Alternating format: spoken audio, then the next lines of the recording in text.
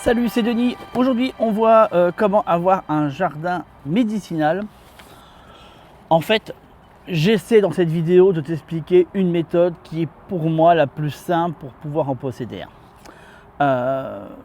Quelques petits chiffres juste avant, on va pas saouler longtemps avec ça, d'accord 75% des Français désirent se soigner au naturel. Ça a vachement augmenté depuis la crise que tu sais quoi. C'est à peine étonnant d'ailleurs, c'est à peine étonnant. En sachant qu'il est référencé un peu plus de 1000 plantes avec des propriétés médicinales. Sur ces 1000 plantes, c'est effarant, tu vas voir. Il y a à peine 200 plantes qui sont, je dirais, autorisées, dans les milieux autorisés, tu connais un peu le principe. Voilà, en tout cas, qui sont prescrites médicalement. C'est quasiment rien. Après, le reste, j'ai envie de te dire, c'est un petit peu comme les, comme les semences anciennes. Voilà, faut être un peu dissident, pirate, etc., etc. Alors, d'un point de vue classique, comment on fait pour mettre en place un potager au naturel, un jardin médicinal, excuse-moi. Majoritairement, ce qu'on fait, c'est soit on fait une spirale, si tu veux, qu'on appelle les fameuses spirales aromatiques, dans lesquelles il arrive très souvent aussi d'ailleurs qu'on les dédie aux plantes médicinales. J'ai mis en place ce système-là, en parallèle de ce que je vais t'expliquer, pour gagner un peu de place en fait, tout simplement. Mais il est vrai que traditionnellement, on va travailler ça. Et puis aussi, pour des espaces un peu plus grands, on va aller travailler des parcelles où on va retrouver exclusivement et que des plantes médicinales.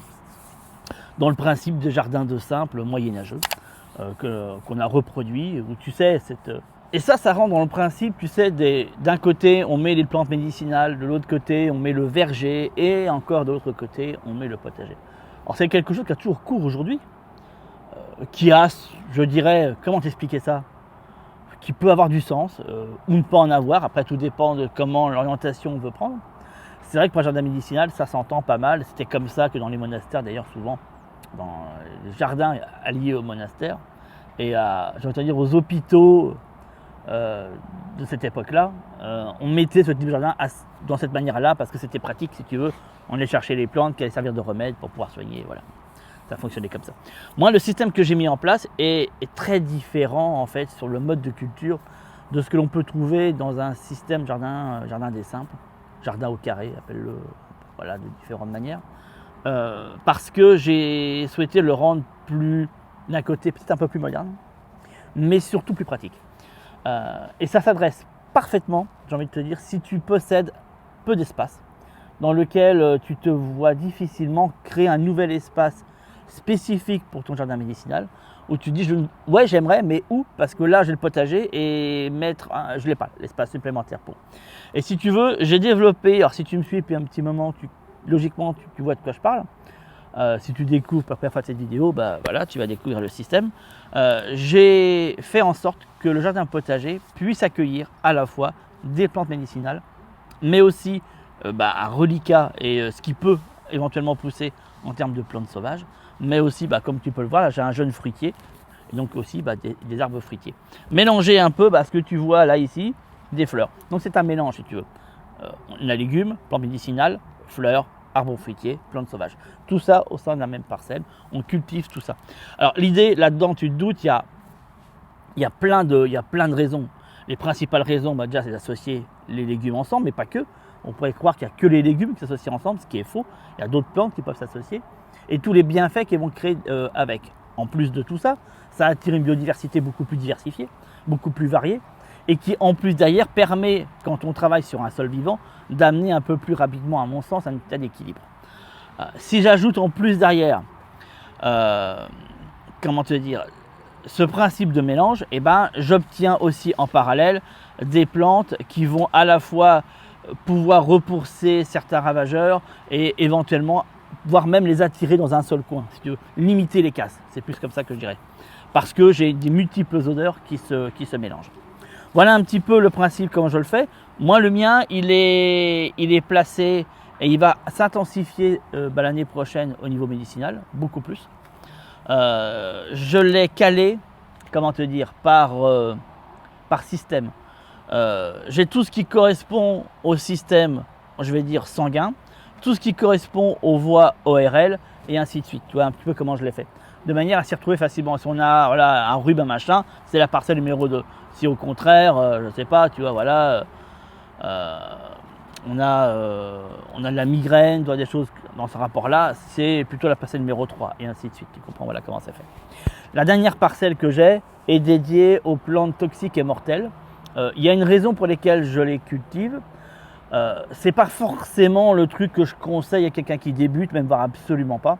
Il faut avoir un peu de bouteille là-dedans et je dirais que certaines plantes sont même pas utilisées du tout, mais intéressantes à avoir dans des préparations autres qu'un point de vue médicinal.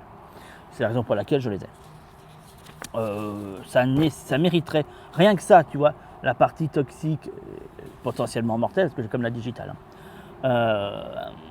nécessiterait, comment te dire, une vidéo spécifique rien que là-dessus. Si ça t'intéresse, je peux en mettre une. C'est vrai que souvent, tu sais, tout ce qui fait appel au toxique, mortel, tout ça c'est comme le mot. La vidéo ne sera pas référencée parce que j'ai dit ça. Je vais le biper. Donc ça donne quoi? Donc moi pour faire ça, tu vois, j'ai fait un espèce de plan dans lequel j'ai notifié l'ensemble de mes plantes. Alors sur ce plan-là, j'ai plusieurs plans en fait. Sur ce plan, je n'ai exclusivement que les plantes dites vivaces. Ça veut dire celles qui restent à l'année et qui passent l'hiver et qui repartent le printemps suivant. Voilà. C'est ce qui reste, ce qui ne bouge pas. Là-dedans, j'ai noté bien sûr les arbres fruitiers. J'ai noté aussi tout ce qui est petits fruits, cassis, groseille, framboise. Et puis, c'est tout d'ailleurs, cassis, framboise, groseille, j'ai dit, voilà. Et qu'est-ce que je disais? J'ai oublié un truc. Les arbres fruitiers, les plantes médicinales, voilà. Et puis, bien entendu, quelque chose que j'ajoute de plus en plus, les légumes perpétuels. C'est tout ça qui est indiqué dedans, parce que, alors comment te dire? C'est vrai que traditionnellement, on aime bien mettre des étiquettes, tu sais, mettre des petites étiquettes un peu partout pour notifier. Bon, le problème, c'est que les étiquettes, tu sais si tu le fais. Ça s'efface avec le temps, parfois ça bouge, puis des fois, parce que tu as vu un peu mon machin, comment il est fait. Bon, ce qui fait que des fois, c'est pas forcément visible. C'est pas ce qui est plus pratique, je trouve. Moi. Donc j'ai limité le côté, pour l'instant, étiquette, pour l'instant. Déjà par manque de temps, parce que j'ai clairement pas le temps de m'amuser à mettre étiquette sur tout ce que j'implante et tout ce que je... Non, clairement pas. Et donc j'ai préféré à la place, voilà, indiquer tout sur un plan, tu vois. Comme ça, l'intégralité est dessus et au moins, voilà. Au moins, les choses sont faites et ça me permet, en cas de doute, d'avoir un historique, tu comprends bien. Alors, il est évident qu'avec l'expérience, à force, tu sais reconnaître tel type de plante, tel type de plante. Après, j'ai différentes menthes, tu vois. J'ai une menthe marocaine, j'ai la menthe poivrée, j'ai la menthe verte, j'ai la menthe pouillot. Même si on les reconnaît un petit, elles sont assez différentes au niveau de la texture de la feuille, mais on pourrait éventuellement, comment te dire, ne pas bien les différencier. Donc ça vaut quand même le coup des fois de les notifier. Bref, je l'ai fait ainsi. J'ai de la poire de terre. Alors, dans ce que j'ai, parce que c'est quand même intéressant que je te file quand même l'ensemble de ma liste, j'ai bien sûr la sauge, j'ai la petite pimprenelle, j'ai la prime vert, j'ai la menthe. Alors tout ça, c'est forcément médicinal. Alors quand je dis forcément, ce n'est pas des hybrides, c'est ça que je veux dire. Voilà. Okay. La sauge, c'est pas la sauge hybride, c'est pas une chose ananas par exemple. Voilà, c'est ça que je veux dire. La prime vert, c'est pas la prime vert ornementale, c'est la prime vert médicinale. Tu comprends, voilà. Ce qui est aussi appelé le coucou, tu vois, voilà. C'est comme tout, à chaque fois il y a plein de noms différents pour nominer la même plante. Bon bref. Donc j'ai menthe poivrée, menthe verte, j'ai la violette, j'ai l'oseille, bien que voilà. Camomille romaine, camomille allemande, j'ai le thym, ciboulette, roquette, asperge verte, agastache, armoise citronnée, camomille, poire de terre. Je te file aussi en même temps les plantes médicinales, les légumes perpétuels.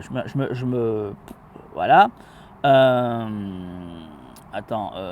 Consoude, j'ai aussi carottes sauvages, achillée, millefeuille, plantain, hysope, millepertuis, origan. J'ai des châtaignes de terre aussi. Bien sûr, poireaux perpétuels, oignons perpétuels et puis ail, machin. J'ai lavande, la lavande, pas le lavandin, la lavande. J'ai la thanessie, j'ai la rue, j'ai le romarin, j'ai le thym, j'ai aussi la datura digitale. Et pour l'instant, c'est tout ce que j'ai mis, ce qui est déjà quand même pas mal. C'est tout ce que j'ai mis.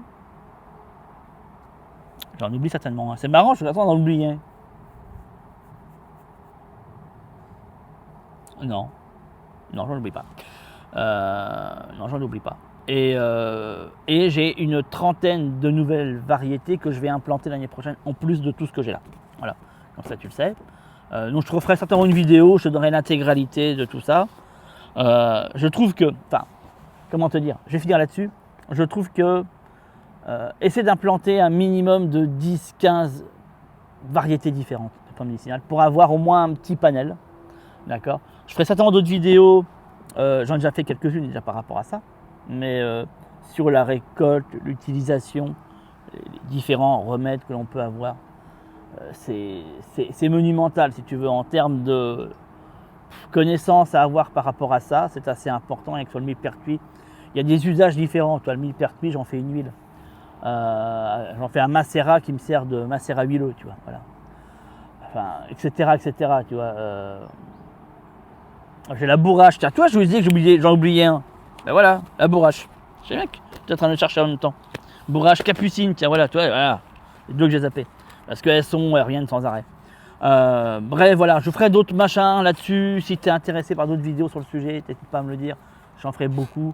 Les modes de récolte, je dis, sont assez variables. Les périodes de récolte sont très variables. Ce que tu récoltes en plus, pour certaines c'est que les fleurs, pour certaines c'est fleurs et feuilles, pour certaines c'est racines, pour certaines c'est les trois en même temps. Enfin, il y a tout un tas de trucs et c'est pas inintéressant. Après, tu as le mode de séchage à faire bien attention, les bocaux à préparer. Bien sûr, connaître les propriétés, surtout les dosages. Je crois que c'est surtout là où il ne faut pas se planter. C'est les dosages et puis bien sûr, bah, voilà, ce qui va avec, qui va être l'utilisation en elle-même de ces plantes. Moi, je ne me soigne depuis plus de quasi 10 ans qu'avec des plantes médicinales. Voilà, je crois que ce médicament que je continue encore à prendre et encore pas tout le temps, c'est vraiment quand ça cogne bien, c'est le Doliprane. C'est bien le seul truc que je prends. Voilà. Et encore, je te dis, je travaille souvent avec l'amande poivrée quand j'ai des migraines. Ça arrive de temps en temps que j'ai des migraines ou de la fièvre. Voilà, je travaille avec de l'amande poivrée, mais bon, vraiment quand tu l'as bien comme il faut là, bon, des fois ça vaut quand même le coup de prendre un petit. Donc, voilà, c'est bien le seul truc que je prends encore de temps en temps. J'en ai une boîte, voilà, tu vois. Ma boîte à pharmacie, elle est vite faite. Hein, c'est des pansements, des compresses. Et puis du Doliprane, voilà, tu vois un petit peu, bon bref, il n'y a rien d'extraordinaire là-dedans. Toute ma pharmacie, elle est ici. Je t'ai mis dans la description un lien, tu cliques dessus, ça met sur ma liste privée sur laquelle, jour après jour, mois après mois, l'idéal c'est de la suivre à l'année. Je t'amène à construire pas à pas tout ton système, où à chaque fois je te donne une technique, on parle d'un sujet et d'une technique que je te livre. Et on avance comme ça, n'hésite pas à en faire partie. Tout ce que je mets dessus est présent exclusivement sur cette liste. Donc si tu loupes des épisodes, ils ne reviennent pas malheureusement.